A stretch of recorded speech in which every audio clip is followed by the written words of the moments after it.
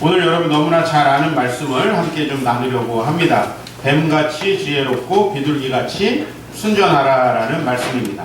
이 말씀 여러분들에게 너무 익숙할 텐데요. 원래 이 말씀은 하나님 나라의 복음, 즉 이 세상에 천국이 가까워 왔고 그래서 우리는 회개해야 된다라고 하는 이 말씀을 들고 세상으로 나아가는 예수님의 제자들에게 예수님께서 주신 말씀입니다. 자, 근데 마치 예수님의 제자들의 이 세상에 갈 때 어떤 상황 속에 보내지는 것 같으냐 하면 오늘 말씀에 양을 이리 가운데로 보냄과 같다라는 거예요. 그렇죠? 양은 누구를 얘기해요? 바로 우리의 본질을 이야기해요. 그러나 이리들이 가득한 세상은 이 세상의 현실을 이야기하는 거예요. 그래서 우리가 하나님의 자녀로서 비둘기같이 순결한 정체성을 가져야 되지만 우리가 나아가서 살아가야 될 이 세상은 이리들이 가득한 그런 세상이라는 것이죠. 그래서 오늘 예수님은 두 가지를 이야기합니다. 뱀같이 지혜롭기도 해야 되고 동시에 비둘기같이 순전하기도 해야 된다. 근데 이것이 굉장히 어렵다는 거죠. 그죠? 왜냐하면 우리가 사실 순수한 마음을 가지고 살아가는 거 쉬운 일은 아닙니다만은 거기다가 지혜까지 더해줘야 한다라는 거 굉장히 어려운 일입니다. 실제로 저는 지난주에 여러분들에게 사랑이 가장 중요한 자기개발이라는 말씀을 전했습니다. 사실 우리가 기독교 신앙을 통해서 궁극적으로 배워야 할 것은 사랑하며 사는 법입니다. 우리가 사랑하고 우리가 이웃을 나와 동일시하면서 사랑하게 되었을 때 사실 우리 삶의 문제들은 풀려가기 시작합니다. 근데 문제는 여러분들이 이미 소그룹 시간에 많이 나눴겠지만 우리 안에 사랑하려는 마음이 없다는 사실, 그리고 우리가 사랑하려는 마음이 있더라도 그 마음을 이 세상에서 펼치기가 굉장히 어렵다는 것이죠. 자, 우리가 이 세상 속에서 사실은 그럼 왜 사랑하지 못하느냐? 첫 번째는 우리가 이기적이기 때문에, 우리가 사랑할 마음이 없기 때문에. 자, 그럼 왜 우리가 이기적이고 사랑할 마음이 없을까? 그것은 우리가 이기적이고 사랑하지 않아야 내가 잘 될 거라는 사단의 유혹 때문에. 그래서 우리는 사랑하는 것을 본능적으로 거부합니다. 손해보는 것 같은 그 느낌, 그것 때문에 사랑을 하지 않습니다. 자, 그러면 이제 말씀을 듣고 사랑해야겠다라고 마음을 먹고 사랑을 한 다음에는 어떤 결과가 주로 오나요? 여러분들이 사랑한 다음에 얻을 수 있는 그 결과물로 생각했던 것들이 잘 오지 않습니다. 왜? 이리로 가득 찬 세상이기 때문에 그렇습니다. 여러분들이 사랑해서 상처받은 경험들이 있기를 바랍니다. 왜냐하면 적어도 여러분은 사랑하려고 했다라는 반증이기 때문에 그래요. 사랑하다가 실패해본 경험이 있게 되길 바랍니다.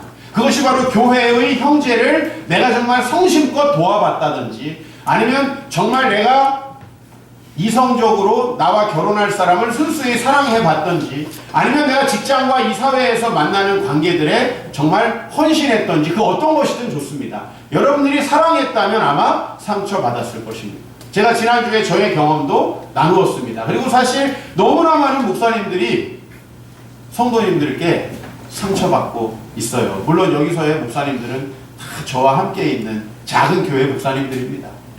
자, 이 문제에 대해서 저는 오늘 성심성의껏 답변하고 싶습니다. 그리고 오늘 이 말씀을 조금 순서를 바꾸려고 합니다. 오늘 여기는 뱀같이 지혜롭고 비둘기같이 순결하라고 했습니다. 저는 여러분들에게 지난주에 먼저 여러분들에게 사랑하라고 설교를 했기 때문에 여러분들이 사랑할 마음을 다 갖추고 있다라고 오늘 전제하고 여러분들이 또 그렇게 사랑하라는 말씀을 실천하다가 상처받았을 것이라는 걸 전제로 하고 아니 여러분들이 나는 사랑하지 않을 거예요. 나는 이기적으로 살아갈 거예요. 라고 하는 여러분 자신의 마음을 여전히 고수하고 있지는 않다라고 제가 가정을 하고 오늘 이 말씀의 순서를 좀 바꾸려고 해요. 비둘기같이 순결하지만 뱀같이 지혜로우십시오. 라고 제가 오늘 이렇게 말씀드리고 싶습니다. 순결하다라는 표현은 무엇입니까? 비둘기같이 순결하다라는 표현은 성경에 아주 익숙한 표현입니다. 성경에서 비둘기는 어떨 때 나오냐면 마태복음 3장에 보면은 성령이 예수님의 머리 위에 임할 때 비둘기같이 임했다라고 이야기를 합니다. 성경에서 비둘기는 항상 깨끗하고 순결하고 평화로운 것을 상징합니다. 그렇다면 오늘 우리에게 예수님이 비둘기같이 순결하라고 하신 것은 바로 세상과 섞이지 않고 이 세상에 여러 가지 나의 경험과 생각들로 오염되지 않고 순수하게 주의 복음을 가지고 실천하라는 말씀으로 우리가 이해할 수 있습니다. 순결하라고 하는 말을 헬라어로 아케라이오스라는 말인데 이건 본질적으로 어떤 의미냐면 다른 것과 섞이지 않는다는 것입니다. 그런데 저는 여러분들과 말씀을 전하면서 일종의 줄다리기가 벌어지고 있다는 것들을 소그룹 시간에 많이 경험을 합니다. 뭐냐면요, 제가 100이라는 하나님의 말씀을 여러분에게 전하면 여러분 일단 들으면서 30%, 50%, 70%를 덤프해내는 것 같아요.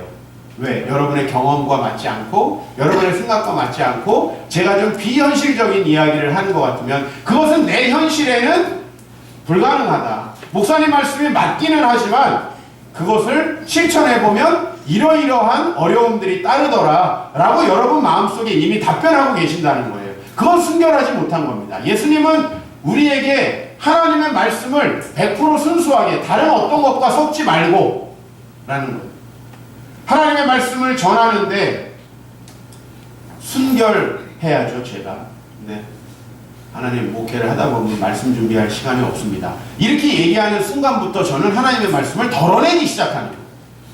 여러분들에게 하나님께서 이웃을 사랑하라고 할 때 목사님 사랑할 만하야 사랑하죠. 그리고 현실적으로 사랑해보니까 이런 결과물들이 우리에게 오더라고요. 배신과 상처와 아픔들이 오더라고요. 자, 여기까지 가셨다면 저는 환영입니다. 사랑받을까봐 애시당초 우리 부모님이 사랑받는 걸 보면서 아예 사랑조차 하지 않는 이 단계에는 머물러 있지 않길 바랍니다. 아니면 조금 사랑해봤는데 상처받았으니까 이제 다시는 사랑 안 할 거야. 이 단계에는 머무르지 않길 바랍니다. 우린 주님 말씀에 순결해야 합니다. 주님의 복음의 말씀을 실천할 수 없다면 뭔가 문제가 있고 그 문제를 해결할 수 있는 주의 말씀이 있다라는 걸 우리가 좀 받아들일 필요가 있다라는 것이죠. 그렇죠? 우리가 순결해야 합니다. 주의 말씀을 섞지 말자는 겁니다. 주님이 하나님을 사랑하고 이웃을 사랑하라고 했다면 우리는 적어도 하나님이 그 말씀을 했을 때 그 말씀이 우리에게 복을 주기 위한 말씀이라는 사실을 좀 인정해야 할 것 같습니다. 우리 삼남매가 있는데요. 유독이 우리 재현이에게만 숙제가 많습니다. 제일 하기 싫어하는 놈에게 숙제를 제일 많이 내주는 선생님들이 해마다 걸리고 있어요. 참 희한하죠. 그렇죠? 우리 시현이, 지민이 같으면은 좀 더 빨리 할 수도 있을 텐데 우리 재현이는 일단은 스탠스 자체가 어떻게 하면 안 해보겠다라는 스탠스예요. 우리 삼남매 중에 그렇다는 거예요. 네, 그냥 인간을 평균 내면은 우리 재현이가 그렇게 밑바닥은 아닐 텐데 삼남매 중에서는 밑바닥일 것 같아요. 근데 이상하게 그 녀석한테만 계속 숙제를 해줘요. 일주일에 한 3번 정도씩 글쓰기 숙제가 있어요. 무슨 소설 수업을 받는지 모르겠는데 내가 대학에서 레포트를 쓰는 것 같이 그 아이에게 한 바닥 자기 이야기를 쓴다는 거 쉽지 않잖아요. 그 숙제를 끊임없이 내주고 있어요. 우리 지민이랑 시은이는 거의 별로 한 적이 없는 숙제를. 왜 하나님은 해마다 그 녀석에게 그런 선생님을 붙여주실까? 우리 지민이 숙제 없어? 없어. 지민이 맨날 없어요. 재현이는 숙제 있어 그러면 학교 안 다니고 싶어. 너무나 숙제가 많아요. 자, 저는 하나님이 위에서 뭔가 지금 조정을 하시고 있다고 봅니다. 야, 네 선생님은 왜 그러니? 저는 이런 생각하지 않아요. 그 아이에게 필요하기 때문에 그렇다라고 저는 믿습니다. 여러분, 저도 학교에서 강의를 하면서 숙제를 내줍니다. 책을 이렇게 읽고 이런 방식으로 생각을 종합해서 내세요. 근데 저의 의도가 있어요. 그렇죠? 그 숙제를 함으로써 그 사람이 얻을 수 있는 유익을 저는 생각하고 그 숙제를 내줍니다. 그러면 그 유익은 누구만 누릴 수 있냐면 그대로 무식하게 한 사람만 누릴 수 있어요. 물론 입에서는 욕이 나올 거예요. 그지 같은 거. 그죠? 욕해도 돼요. 왜냐면 나는 내가 죽은 다음에 나를 존경할 사람을 찾지, 난 살아있을 때 아부할 사람을 찾지 않아요. 근데 여러분, 하나님의 말씀 똑같아요. 하나님의 말씀을 여러분이 실천해봐야 하나님이 그 말씀을 우리에게 왜 하셨는지 알아요. 아멘. 난 우리 재현이에게 필요해서 그런 선생님 붙여주셨을 거라고. 얼마나 하기 싫으냐면 글씨를 알아보기가 어려워요. 그 하기 싫은 아이들 특징이 있잖아요. 그죠? 빨리 하려고. 그래서 의도 터지고 더 오래 걸려. 찢어버리거든. 다시 베껴. 얼마나 하기 싫으니 대충 하고 대충 해서 의도 맞고 다시 쓰고 그러니까 더 하기 싫고 이런 악순환. 내가 재현이 얘기를 하는 게 아니에요. 우리 아들이니까 내가 신나게 까는 거예요. 하나님의 말씀을 다 덜어내고 안 해보고 말씀대로 하면은 어려울 거라고 생각하고 안 하고 그러니까 현실이 어렵고 개선되지 않고 이런 악순환이 우리에게 벌어진다는 거예요. 제가 하나님의 말씀에 순종해서 교회를 개척하지 않았다면 교회를 개척하라는 하나님의 말씀이 어떤 뜻이었는지 아직도 모르고 있을 거 아니에요. 그렇죠? 안 해봤는데 어떻게 알아요? 안 해봤는데 깨닫겠다. 이건 알 수 없는 거예요. 내가 레포트를 내줬는데 대충 베끼고 내 의도와 전혀 상관없이 인터넷에서 갖다 붙이해서 레포트를 내는 사람이 있어요. 다 보면 알죠. 이거 내가 가르친 게 아닌데 제목만 똑같고 내가 강의 시간에 한 내용이 아니에요. 그걸 종합해서 자기 삶에 적용하지도 않았어요. 자, 그 사람이 제가 레포트를 내준 의도를 파악할 수 있겠어요? 영원히 날 욕하겠지. 숙제만 많이 내주는 인간은. 그렇죠? 우리 오늘 이렇게 한번 생각해 보는 게 어때요? 하나님께서 나를 저렇게 불독 같은 목사랑 만나게 하신 것은 뜻이 있다. 뜻이 있다. 엔간한 목사로는 힘들다고 주님이 보신 거 아닌가? 엔간한 목사로. 내가 엔간한 목사는 아니죠. 솔직히 얘기해서. 압니다, 저도. 이게 보기만 해도 불편하고 사람들이 저에게 느끼는 건 그렇대요. 심지어 목사님들까지. 왠지 저를 만나면 목회를 열심히 해야 될 것 같은 생각이 들고 이렇게 굉장히 자기가 목회를 안 하고 있는 것 같은데 굉장히 불편하대요. 불편해도 공부하러 오시는 거 보면 참 신기해요. 근데 나는 내가 어떤 사람인지 좀 알 것 같아요. 이렇게 따로 있으면 그래도 꽤 괜찮은 사람처럼 보이는데 이렇게 같이 있으면 좀 불편하고 그냥 없어져서는 안 되지만은 또 같이 많이 있고 싶지는 않은 난 그 정도의 인간인 것 같아요. 그게 저더라고요. 어쩔 수 없이. 누군가를 양육 훈련시키는 사람으로서의 뭘 제가 더 다듬어져야 할 부분도 있겠지만 끊임없이 어떤 일종의 불편함을 생긴 겁니다.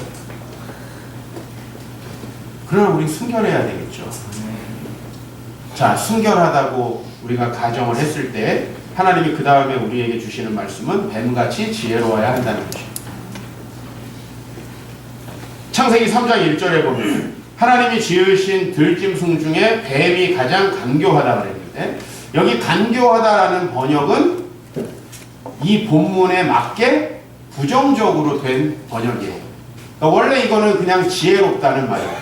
지혜로운데 창세기 3장에서의 뱀은 사단의 간계를 따라서 인간에게 아주 악한 방식으로 지혜로웠기 때문에 간교하다라고 번역을 했어요. 그러나 이 단어는 헬라어로도 그렇고 히브리어도 그렇고 원래 중립적인 단어예요. 그냥 지혜롭다. 그죠? 근데 우리가 지혜로운 것도요. 이렇게 참 어떤 방식으로 내가 선을 행하면 좋을까? 어떤 방식으로 사랑하면 좋을까? 이렇게 생각하는 걸 우리 지혜라고 하죠. 네. 어떻게 하면 일을 안 할까? 어떻게 하면 이득을 더 얻을 수 있을까? 이걸 야가 빠졌다고 하죠. 좀 다르죠, 이 두 가지가. 다르게 번역될 수 있는 단어가 이 간교하다라는 단어라는 것입니다. 성경에서는 그 단어를 여과 없이 사용합니다. 성경에서 지혜롭다라고 할 때는 뱀이라는 단어를 사용해요. 근데 우리와는 참 맞지 않죠. 비둘기라는 새도 여러분들에게 평화의 상징, 이건 주입된 걸 거고 여러분이 이 토사물들을 먹는 비둘기를 시내에서 봤을 때 결코 그렇게 느낌이 들지 않을 거예요. 뱀을 보고 지혜롭다는 느낌 들지 않을 거예요. 그러나 성경에서는 그렇게 뱀이 지혜롭다고 하고 있고요. 이 말씀은 이런 말씀이에요. 자, 당신들이 복음을 들고 순결한 마음으로 이 세상에서 살아가기 위해서는 또한 한편으로 뱀처럼 사려깊고 총명하고 지혜로워야 된다는 것입니다. 근데 이 세상에 보면 야가 빠진 사람들은 너무 많고 순진에 빠진 사람은 많은데 순결하지만 지혜로운 사람은 별로 없더라는 거죠. 자기 이익에 약삭 빠른 사람들 많고 맨날 퍼주다가 당하는 사람은 많은데 왜 이게 두 개가 결합된 사람은 없는가? 예수님은 결합하라고 말하고 있어요. 그죠? 그래서 오늘 우리가 이 두 가지 차원을 같이 생각해 봐야 되겠어요. 여러분이 사랑을 실천하는 데 있어서 이 두 가지가 다 필요합니다. 지혜롭기는 한데 순결하지 못하다는 것은 다른 사람을 주로 이용하고 약삭 빠른 사람들을 의미하겠죠. 하나님이 이런 사람을 돕지 않습니다. 그러나 반면에 하나님이 사랑하라고 하는 그 말씀 가지고 우리가 사려 깊게 생각하지 않고 돕는다면 아마 이 세상 속에서 효과적인 복음의 열매를 맺지 못할 것입니다. 제가 전에 주중에 설교할 때 한번 소개한 책인데요. Doing Good Better라는 책이 있어요. Doing Good Better. 이걸 번역하자면은 좀 더 나은 방식으로 선을 행하는 방법. 이렇게 우리가 좀 번역할 수 있을 텐데요. 이 옥스포드 대학의 철학자 윌리엄 맥커스킬이라는 사람의 책입니다. 우리 한국에서는 냉정한 이타주의자라고 이렇게 번역이 돼서 나왔습니다. 여러분 이 책에서 아주 도발적인 제안들을 몇 가지 하는데 그 중에 두 가지를 여러분에게 좀 소개하자면 이 윌리엄 맥커스킬은 가난한 나라들에는 노동 착취형 공장이 필요하다 이렇게 얘기합니다. 우리는 보통 노동을 착취하는 공장에서 나온 상품을 먹지 말자 이렇게 나오죠. 태국에서 새우 까는 아이들 18시간씩 일하는데 그런 공장에서 나온 새우 먹지 말자. 또 여러분 전 인도네시아에 가가지고 이 커피를 재배하는 그 농장에 갔었는데요. 여러분들 같으면 하루에 20만원, 30만원 정도 못할 거예요.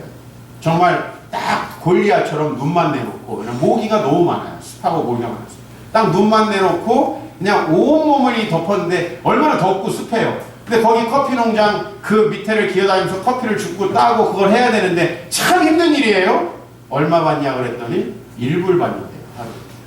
정말 너무나 좀 이런 현실을 우리의 관점으로 봤을 때는 그런 농장의 커피를 절대 먹으면 안 될 것 같고 그런 곳에서 생산되는 OEM 방식의 이 물건을 절대 사면 안 될 것 같고 나이키가 정말 나쁜 회사처럼 보이잖아요. 근데 이 윌리엄 맥커스키는 뭐라고 얘기해요? 1993년에 미국의 미시간의 상원 의원이 아동 노동 억제법이라는 것을 발의합니다. 그래서 아동들을 착취하는 그런 공장에서 나오는 제품들을 구입하지 못하게 하는 법안을 통과시켰어요. 그 결과 아이들의 노동의 질이 좋아지고 아이들이 8시간만 하고 그 다음에 아이들이 학교에 가고 건강하게 가정으로 돌아갔느냐고 하면 실제로 이 법안이 통과된 이후에 방글라데시에서 5만 명의 아이들이 일자리를 잃어버렸고 이 아이들이 더 처참한 환경 속에 가게 되었다라는 거예요. 그 처참한 환경이 뭐냐면 결국엔 쓰레기를 주워가지고 더 낮은 임금을 받을 수밖에 없는 상황으로 갔고 그 다음에 여러 아이들이 매출 상황 속으로 빠져들었다는 거예요. 이걸 지적하면서 윌리엄 맥커스킬은 단순히 사랑하는 마음, 좋은 일을 해야 된다라는 그런 마음만을 가지고 일해서는 안 된다는 거죠. 결과를 추적해야 된다라는 이야기를 하고 있어요. 실제로 우리는 요즘에 공정무역 커피, 그죠? 이거 굉장히 중요하게 생각을 합니다. 근데 이 공정무역 커피에 대해서도 이 윌리엄 맥커스킬 뭐라고 얘기하냐면 비공정무역 커피를 구매하는 게 최빈국 사람들에게 더 유익하다라고 이야기를 합니다.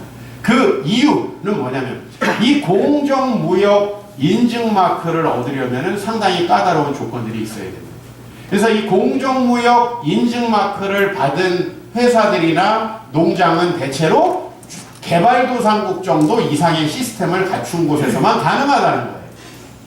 그래서 실제로 이 공정무역 커피만이 소모되었을 때 정말 도와줘야 되는 최빈국의 사람들의 커피가 오히려 소모되지 않는다는 거예요. 이를테면 이 책에는 멕시코의 커피는 소모될 수 있을지 모르지만 에티오피아산 커피는 소모되지 않는다. 공정무역 커피를 우리가 구입했을 때. 그래서 우리의 취지는 참 좋죠.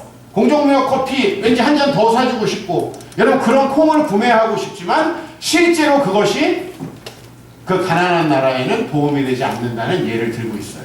제가 좀 사회적으로 이야기를 했습니다. 이건 좀 개인적으로 이야기해도요, 여러분 많은 사람들이 돈을 도와주고 그 다음에 또 가난한 사람들을 도와주고 어려운 사람들을 도와주는 것을 지혜롭지 못하게 순결하게만 도와주기 때문에 많은 문제들이 발생합니다. 저는 선교회 현장에 많이 갑니다. 여러분들보다 좀 많이 돌아다니죠. 제가 가서 하는 일은 뭐냐면 실제로 우리가 여기서 보낸 돈들이, 우리가 거기 가서 하는 사역들이 거기에서 실제적으로 어떤 도움이 되느냐 하는 것을 저는 조사하고 다닙니다. 여러분, 그리고 제가 꽤 괜찮은 생산성 있는 선교지들에 여러분들을 파송하고 있는 겁니다. 실제로 제가 아는 A라는 나라라고 좀 가명으로 해야 될 것 같아요. A라는 나라에 B라는 선교사님이 있었는데, 여기 한국에서 그곳에다가 많은 의약품들을, 특히 영양제류의 의약품들을 보냈습니다. 그리고 정말 이 사람들이 자기들도 먹기 힘든 그런 영양제들을 자기들도 안 먹고 보내고, 참 그 선한 마음을 여기서 품었었는데, 실제로 몇 년 후에 그 의약품들을 보낸 사람들이 그곳에 방문했는데 그 의약품들이 나눠지는 게 아니라 유통기한이 지난 채로 창고에 처박혀 있는 걸 본 거예요. 보내는 마음은 굉장히 선했지만 열매가 없는 거죠. 지금 저희는 필리핀 붕화세상예빛교회 땅을 사고 건축을 하는데 약간의 기여를 했습니다. 그리고 지금 세상예빛 홈스쿨이라는 것을 건축하려고 우리가 3,500만 원 돈을 보낸 상태에 있습니다. 근데 실제로 선교지에 가보면 수억 원 이상씩 든 선교센터들이 아무 역할을 감당하지 못하고 있는 게 너무 많아요. 저는 그런 곳에 우리 헌금을 보내면 안 된다라고 생각을 합니다. 돌아다니는 것입니다. 제가 케냐에 갔을 때, 이 케냐에는 선교사님이 대부분 자비를 들여서 건물을 세운 거지만은 거기에는 그 아이들이 다 같이 모여서 예배 드릴 수 있는 강당이 없는 거예요. 작년에 우리가 갔던 그 케냐에서 시작된 건축은 바로 그런 강당, 실제적으로 사용될 수 있는 곳. 우리가 여러분 이런 것들을 생각해서 돕지 않는다면 교회의 선교도 여러분들은 굉장히 내 거 안 먹고 안 입고 절약해서 내지만 실제로는 소용이 없는, 이게 바로 순결하지만 지혜 없는 대표적인 예라는 거예요. 사실 개인 관계에서도 마찬가지입니다. 여러분은 사랑을 착각합니다. 내가 무조건 참고 인내하면 상대방이 달라지겠지. 실제로 그런 일이 일어나지 않습니다. 여러분은 사실은 참고 있는 게 아니라 여러분은 남들에게 여러분의 의사를 표현할 용기가 없는 겁니다. 상대방이 여러분의 의견을 인지하지 못하고 여러분들은 참고 참다가 폭발해서 더 나쁜 이미지를 주게 되어 있죠. 제가 가정폭력에 대해서 지금 최근에는 가정폭력이 거의 없고 또 아내에 의한 폭력도 종종 상담을 합니다. 부디 없길 바랍니다. 근데 여러분, 가정폭력에 연루되는 사람들의 특징이 굉장히 와일드하고 성격 있는 사람들이 아니에요. 사회에서 봤을 때 굉장히 착하고 선량해 보이는 사람들이 오히려 가정폭력에 많이 노출된다는 것을 알게 됐어요. 피해자가 아니라 가해자로서. 왜 그런가라고 생각을 해봤어요. 그랬더니 참는 거예요. 이게 문제인 거예요. 자기 의사를 표현하지 않고 내가 이렇게 하면 상대방이 알아주겠지라고 생각한 거예요. 그게 오래 가다 보니까 사람이 참지 못하는 것입니다. 그런 것들이 표출되는 거예요. 우리가 또 사랑으로 착각하기 쉬운 게 뭐예요? 다른 사람이 나에게 이렇게 해주겠지 생각하거나 또 다른 사람들이 내가 이렇게 해주면 나를 알아주겠지라고 하는 마음으로 기부하는 거예요. 여러분, 이것은 반드시 여러분에게 어떤 마음을 주냐면 배신감과 상처를 주게 돼 있습니다. 왜? 여러분, 우리가 어떻게 베푼 것이 다 우리에게 돌아오겠습니까? 어떻게 누가 계약한 것도 아니잖아요. 여러분, 사실 이 사회에서요, 돈을 계약서를 쓰고 빌려줘도 그 회수율이 90%를 넘지 않아요. 근데 우리가 도와주는 사랑과 우리의 감정과 우리의 물질이 어떻게 100% 회수가 될 수 있어요? 사실 그렇지 않거든요. 그렇기 때문에 여러분들이 테이크할 것을 예상하고 기부하는 거, 이건 사랑이 아니라는 거예요. 또 여러분들이 그것이 어떤 결과를 맺을 거라고 하는 사실을 여러분이 생각하지 않고 나는 좋은 마음으로 도와줬으니까 끝이다 라고 생각하는 사람들, 대부분 분별 없는 나눔을 하고 있는 거예요. 이 Doing Good Better라는 책 안에 또 다른 예가 소개되어 있는데요. 제가 저번에 여러분들에게 주중에 한번 소개한 적이 있어요. 아프리카의 이제 그 물부족을 해결하기 위해서 어떤 사람이 하나의 아주 좋은 기계를 창안했습니다. 우리 어렸을 때 보면은 이렇게 쇠붙이가 길게 있어가지고 그거를 이렇게 손잡이를 잡고 막 돌리면서 노는 기계가 있어요. 둥그런 기계.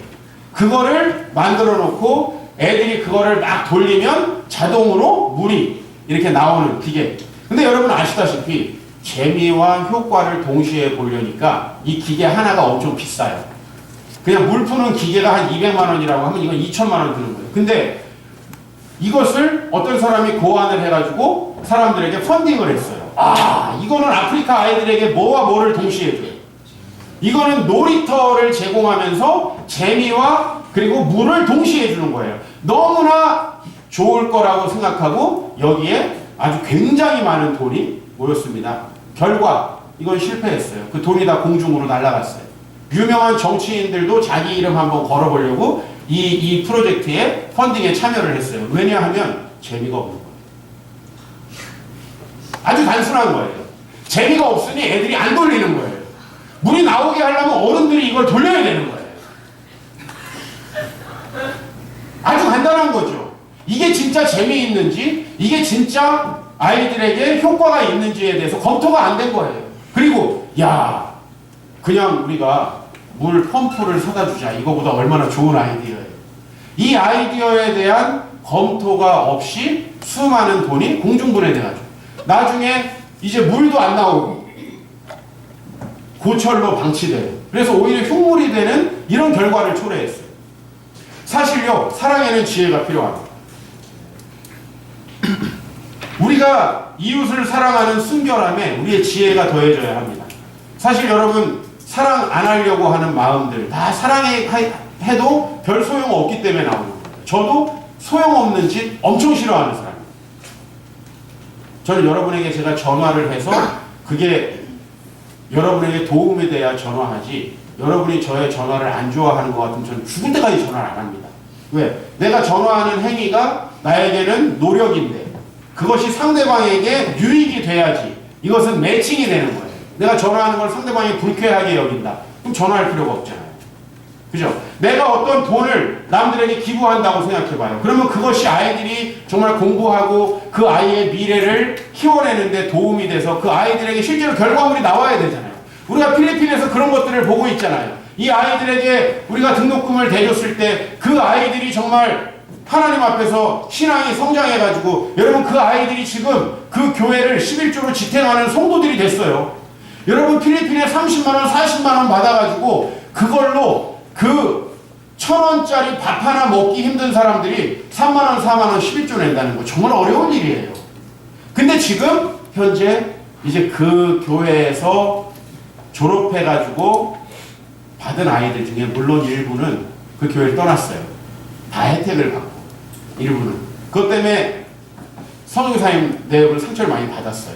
그러나 저는 인간의 완악함을 우리가 고려했을 때 그 정도의 기회비용은 어쩔 수 없다. 그죠? 10명을 키웠을 때 2~3명 정도 배신하는 거는 난 어쩔 수 없다고 봐요. 그러나 상당수가 성장해서 취업을 하고 취업해서 다시 자기 마을에 가가지고 아이들을 가르치고 자기들의 돈으로 다시 그 아이들에게 장학금을 주는 선순환이 일어납니다. 여러분들이 하는 노력은 굉장히 효과가 있는 거예요. 그래서 우리가 필리핀을 지속적으로 갈 수 있는 거예요. 갔는데 별 소용없다. 우리에게 어떤 동기가 있습니다. 솔직히 얘기해서. 그 동기를 유지하기가 되게 어렵죠. 개인적으로도 마찬가지예요. 여러분들이 남편과 아내에게 성실히 하고 여러분이 이 사회에서 성실히 살아가고 이 교회에서 여러분들이 참 다른 사람들을 돌보면서 살아갈 때 우리에게 열매가 있으려면 순결함에 지혜가 더해져야 한다는 것이에요. 그래서 여러분 좀 개인적인 차원에서 좀 사회적인 차원은 제가 아까 이야기를 한 것 같고 여러분 우선은 우리가 지혜롭게 살아가기 위해서는 여러분의 의견을 적절히 표현해야 됩니다.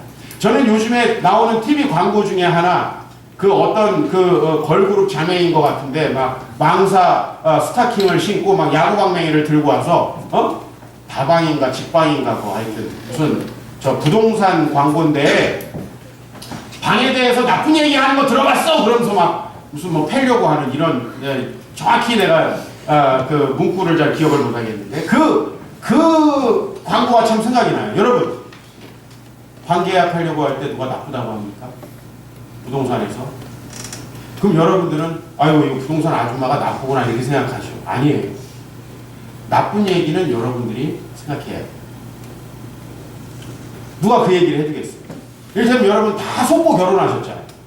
결혼하기 전에 내 성격이 이렇게 더러우니 당신에게 이런 문제가 생길 겁니다. 들어보신 분? 들어보신 분? 우리 시댁에 우리 친정의 부모님이 이런 성격을 가지고 있으니 당신이 이런 큰 어려움에 처할 것이다라는 얘기를 한 번이라도 들어보신 분? 사기꾼들이에요. 옆에 배우자가 있다면 사기쳐서 미안해. 아, 너무 크게 얘기하네. 사기쳤구나 벌써. 이거 솔직하게. 그러면서 뭐 잘해줄 것처럼 굉장히 막 어필을 엄청나게 하고. 자, 여러분 우리 사회에서 어떤 문제가 있냐면 여러분들이 계약을 할 때 연봉에 대해서 잘 얘기 못해요. 난 돈 얘기 안 하는 착한 사람인 것처럼. 난 우리 부교역자들 면접 볼 때 얼마 원합니까? 저는 다 물어봅니다. 그리고 우리 얼마 줄 수 있다 다 얘기합니다. 깔끔하게. 그잖아요. 많이 줄 것처럼 얘기하는데 들어오면은 열정페이. 이거 힘들잖아요. 원래 열정페이다. 나도 열정페이다. 얘기하는 거예요. 여러분 이게 똑같이 적은 액수를 주더라도 서로 의사소통이 되면 서운하지 않아요. 근데 처음에 얘기를 안 하는 거예요. 무슨 목사가 돈 얘기하냐. 실제로는 돈 엄청 좋아하면서. 왜 얘기 안 합니까 여러분? 그리고 목사가 설교 시간에 어떻게 헌금 얘기를 합니까? 여러분 헌금이 없이 교회가 어떻게 돌아갑니까? 뭘로 선교합니까? 그리고 여러분 헌금 안 하면 우리 교역자들 뭘로 삽니까? 이거 너무나 아주 핵심적인 문제인데 우리는 이런 얘기 안 하려고 합니다. 그리고 어떻게 아주 마음속으로 많이 내겠지. 나는 안 낼 걸 이미 알고 있어. 11조를 어떻게 하든 세후로 내고 그 다음에 보험금, 부모님께 상속받은 거, 또 그 다음에 나에게 공짜로 생긴 거, 비자금, 이런 거는 11조 안 하려고 하는 여러분의 속성을 다 알고 있어요. 그리고 여기 와가지고도 이 가급적이면 은혜 안 받으려고. 왜? 은혜 받으면 헌신해야 되잖아. 난 다 알고 있어요. 그죠? 너무 적나라하게 얘기하니까 가끔은, 목사님 너무 막 나간다. 난 그런 놈이에요. 뒤는 없어요. 난 그게 전부 다예요. 못한다. 왜 우리 중요한 얘기 안 합니까? 여러분 왜 아내와 남편이 중요한 얘기 안 합니까? 제가 문제 있는 부부들 관찰해 보면 자기가 겪고 있는 감정과 서운함을 얘기를 잘 안 합니다. 상대방이 알아주기를 원해요. 궁예입니까? 어떻게 알아요? 얘기를 안 하는데 특히 남자들은 아주 돌대가리라는 걸 아셔야 돼요. 직접적으로 얘기하지 않으면 절대 모릅니다. 자꾸 퀴즈 내지 마세요, 집에서. 내가 뭐에 서운한지 한번 알아맞혀봐라. 직장에서도 무지 힘들어요. 퀴즈 내지 마시라고. 뭔지 얘기해줘. 뭔지. 우리 아내는 얘기 안 할 것 같죠? 천사일 것 같죠? 나하고 어떤 감정의 충돌이 있으면 내가 듣다가 지칠 정도로 이야기를 합니다. 무엇이 어떻게 해서 잘못됐는지. 그래서 제가 아는 거예요. 물론 저는 그 친구가 느끼기도 전에 세게 얘기하기 때문에 우리 아내도 다 알아요. 여러분 이 얘기하는 게 필요하다는 거예요. 왜? 우리는 처음에 얘기 안 하고 나중에 더 큰 문제를 만드는 경우가 많아요. 저는요. 우리 선교지나 여기 국내에 우리 봉사기관들을 컨택할 때 우리가 물질 후원한다라는 거 얘기 안 합니다. 우리가 이렇게 도와주겠습니다. 얘기 안 해요. 그리고 저는 기다려요. 그러면은 그 기관들에서 목사님 뭐 저기 청년들은 안 와도 되고요. 저희는 그냥 후원만 했으면 좋겠습니다. 저는 그런 데는 안 해요. 이런 데는 달고 다른 거예요. 같이 공동체로서 서로 같이 뭔가 해볼 만한 생각이 없는 거예요. 그냥 오직 이것만 원하는 거예요. 저는 그런 데는 딱 간파합니다. 안 갑니다. 근데 저희는 참 작은 교회고 그리고 드릴 것도 없습니다. 근데 우리 청년들, 우리 젊은 분들이 참 애기도 있고 그렇지만 순수한 마음으로 가서 좀 같이 공동체 살펴보고 같이 봉사하기를 바라는데 저희한테 시간 내줄 수 있겠냐? 아, 저희는 돈 같은 거 필요 없다고. 같이 오셔서 그냥 우리랑 같이 밥만 먹으셔도 좋겠다. 아, 여기 되는 거예요. 저 나름대로의 판단 기준이 있어요. 왜? 안 속으려고요, 저. 안 속으려고. 목사가 되면 전화가 얼마나 많이 오는지 알아요. 이거 도와달라, 저거 도와달라. 내가 호구가 되면 안 되잖아요. 여러분의 소중한 물질을 제가 아무데나 호구가 될 수는 없잖아요. 저 그래서 다 가급적인 가봅니다. 내 성교를 좋아해서 가보는 게 아니라 의심스러워서 가보는 거예요. 의심스러워서. 진짜 하는가. 그리고 저는 정말 냉정하게 평가하려고 합니다. 그래서 저는 이 냉정한 이타주의자라는 번역이 참 마음에 듭니다. Doing good better. 원래 더 좋은 방식으로 선행하기인데요, 제목이. 더 좋은 방식으로 선행하는 게 뭔지를 어떻게 압니까? 생각을 해야 되는 거예요. 소그룹원들에게도 여러분 무조건 잘해주면 그 소그룹원들이 다 좋아지던가요? 아니에요. 회사에서도 마찬가지예요. 기업을 여러분들이 사업을 할 때, 프로젝트를 진행할 때, 새로운 직원들이 들어왔을 때 다 마찬가지예요. 이 세상 그렇게 만만한 곳이 아니에요. 그리고 여러분 조금 베풀어 놓고 실망했다고 마음 거두지 마시기 바랍니다.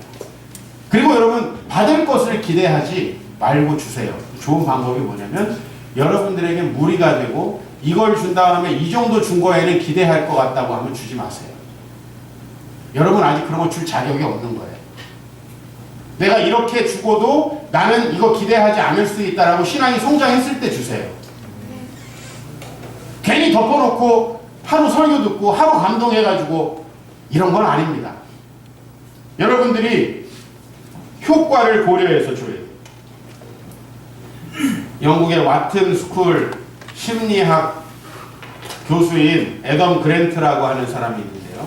이 사람의 그 내용을 좀 소개하려고 합니다. 이 사람은 어떤 사람이 이 사회에서 성공하는가라는 것을 연구를 한 사람이에요.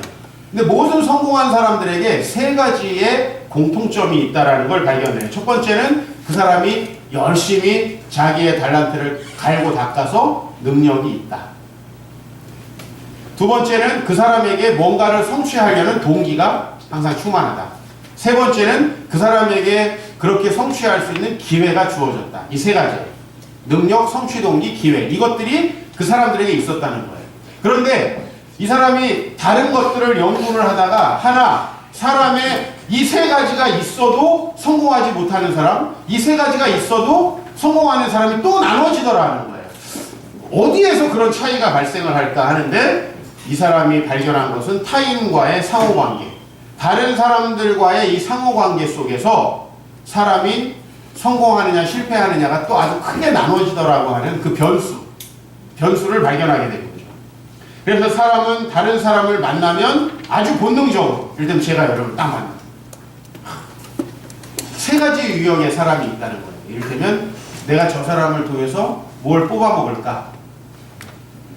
그러니까 이 사람은 뭘 줘도 뽑을 걸 계산하고 주는 사람인 거죠. 그죠? 두 번째는 준 만큼은 받아야지. 딱 계산하는 거예요.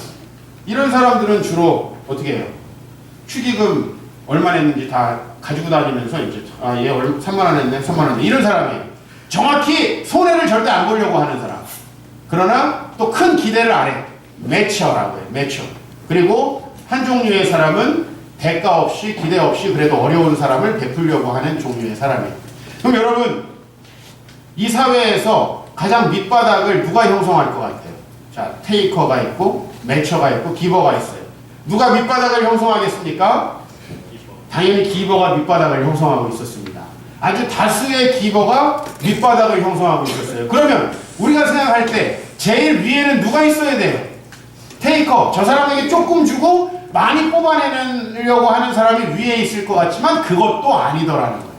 제일 위에도 기버가 있고 제일 밑바닥에도 기버가 있다는 거예요. 그래서 이걸 또 연구한 거예요.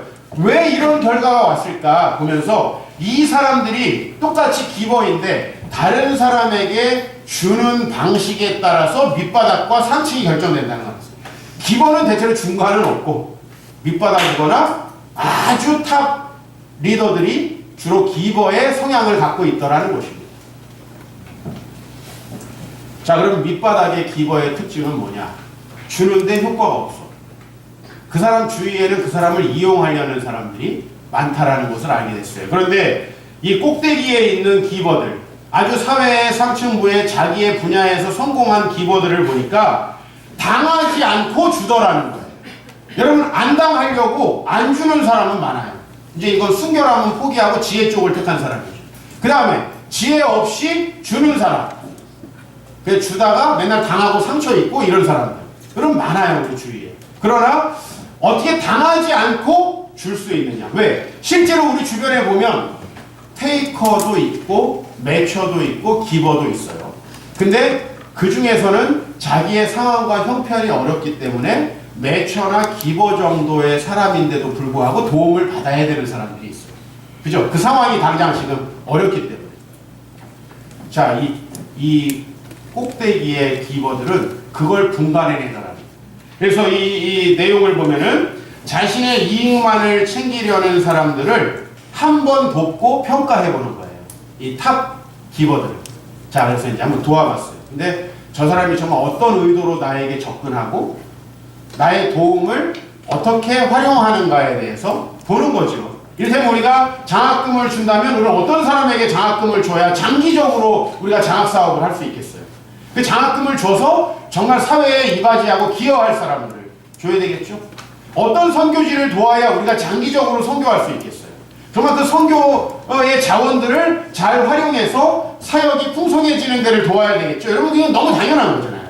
근데 그거를 분간해내려면 따뜻한 마음만 있어서는 안 되고 내천한 지혜가 필요하다는 거예요. 여러분의 남편은 어떤 종류의 사람이고 여러분의 아내는 어떤 종류의 사람인지 생각하고 사랑하셔야 된다는 거예요. 왜? 그 사람은 내가 편안하게 주기만 하면 내 마음을 전혀 몰라주는 유형의 사람일 수도 있어요. 이거는 마음이 나쁜 게 아니라 멍청한 거예요. 저도 그래요. 아내가 얘기하지 않으면 잘 몰라요. 멍청한 거예요. 멍청한 게 큰 죄는 아니잖아요.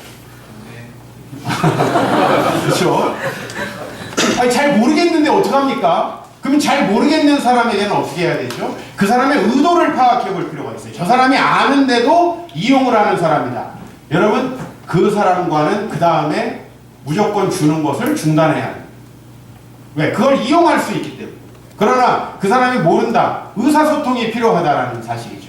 내가 사실 이런 걸 기대하고 있고 당신이 이런 것들을 나에게 해줬으면 좋겠다라는 기대를 내가 갖고 있다는 것을 표현하는 것이 중요하다라는 것이죠. 그리고 한계를 긋는 거예요. 한계를 긋는 거예요. 그래서 이 꼭대기의 기버들은 자신을 이용하려는 사람들을 멀리하지만 도움이 필요한 사람들을 기꺼이 도와요. 그러면 이 도움을 필요로 하는 사람들이 도움을 받으면 어떻게 될까요? 이 사람들 중에 상당수는 테이커가 아니에요.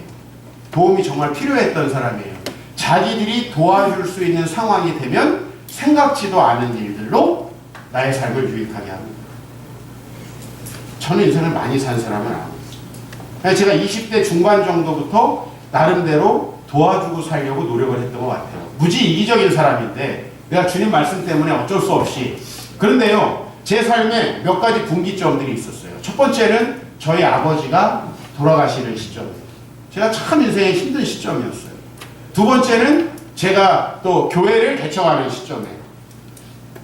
이런 내 삶에도 어려운 시점들이 있더라고요. 도움이 필요한 시점, 내가 스스로 뭔가 헤쳐나가기가 어려운 시점들이 있더라고요. 그런데 이럴 때 어떤 방식으로 제가 도움을 받게 됐냐면, 제가 옛날에 아무 생각 없이 재수하는 놈, 오갈 데 없는 놈, 같이 밥 먹고 도와주고, 또 여러 가지 신앙에 상처받고 힘들어하는 사람, 또 말씀 같이 나누고, 이렇게 했던 사람 중에서 물론 그만 받고 이용하는 사람도 있죠. 심지어는 교회에서 목회를 해보면요, 새 가족을 정말 일정한 목적, 이단이 아님에도 불구하고 목적을 가지고 오는 사람도 있어요. 우리는 우리의 삶에 항상 뭔가 나누려는 태도를 기본적으로 가져야 돼요. 그렇죠? 그러나 우리의 나누려는 태도는 항상 지혜가 필요합니다. 여러분, 아내와 남편과의 관계에서도 끊임없이 줄다리기 하잖아요. 그냥 인생 사는 것도 필요한데 끊임없이 줄다리기 하잖아요. 꼭대기에 기버가 돼야 되지 않겠어요? 네. 지혜롭게. 우리가 꼭대기에 올라가려고 해서가 아니라 우리가 지속적으로 사랑하려면, 지속적으로 다른 사람을 도와주려면, 지속적으로 우리 하나님 나라의 복음을 전하려면 그 지혜가 필요합니다. 직장 생활에서 늘 당하는 것 같은 억울한 느낌이 들으셨던 분들 좀 잘 생각해 보시기 바랍니다. 또 여러분, 부부 관계에서 늘 손해보는 것 같은 느낌 드셨던 분들 한번 생각해 보시기 바랍니다. 그리고 우리가 혹시 착한 사람인 것처럼 인식되기 위해서 뭔가 내 자신의 이야기들을 감추고 있지 않았는가 생각해 보시고요. 또 그냥 아유 좋은 일을 한다는데 뭐 그냥 돈 내가 나한테서 돈이 나가는 것만 관심이 있고 아유 뭐 어떻게 쓰든지 말든지 이건 아니잖아요. 그렇죠? 그건 아니잖아요. 그래서 저는 교회적으로 좀 더 지혜로워지도록 노력하겠습니다. 그 여러분 가정에서 좀 더 지혜로워지시길 바랍니다. 저는 강남에서 돈은 덤프로 쏟아붓고 애는 엉뚱하게 되는 애들을 너무 많이 발견해요. 부모님의 의도와 너무 다른 거예요. 다른 사람 배까지 갈라가지고 사기쳐서 애들한테 다 잘해주는데 안 되더라는 거죠. 내가 여기서 20년 동안 관찰한 바가 그런 거예요. 여러분, 그렇다면 우리의 노력과 열심이 무슨 소용이 있습니까? 그게 한으로만 쌓이잖아요. 한번 생각해 보십시오. 억울한 생각이 드시는 모든 분들에게 이 설교를 바칩니다. 정말 여러분, 한번 우리가 뱀처럼 지혜롭고 비둘기같이 순결하라는 주의 말씀 따라서요, 우리가 이 양쪽을 다 가지고 있는 거예요. 너무 나는 머리만 굴리고 있는 거 아닌가, 속된 말로. 너무 교회까지 와가지고도 계산하고 있지 않은가.